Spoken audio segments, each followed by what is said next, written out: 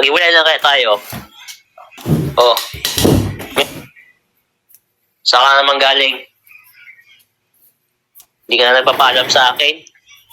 Lagi na lang. Ano? Maghiwalay lang kaya tayo. Yan ang narinig ko kanina doon sa sa 7-Eleven kanina. Nag-uusap yung may Pilipino pala doon. Nalin? Kababalik ko lang dito eh. Na? Kababalik ko lang dito. Kanina dito sa bahay. Namili ako sa 7-Eleven kaya tinapay. Buti hindi ka ganon. Hindi, sila lang yun. Alam mo namang importado kita. Wow. Diba? Oo. Kasi Yan kung na ako lang yung yun. makikipaghiwalay talaga ako.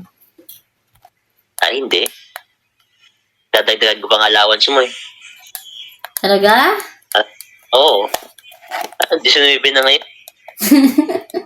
Lapit na katapos na. May panggala ka ulit. Gagala ulit ako bukas. Sige lang. Buti nga hindi ka Abot ang katulad. Mahal, buti nga hindi ka katulad ng iba yung hindi pinapayagan yung asawa nila. Diba? Hindi naman login, di ba? Sa akin niya, isang message mo lang eh. Alis kami. Sige. Kaya God bless, nga. di ba? Diba?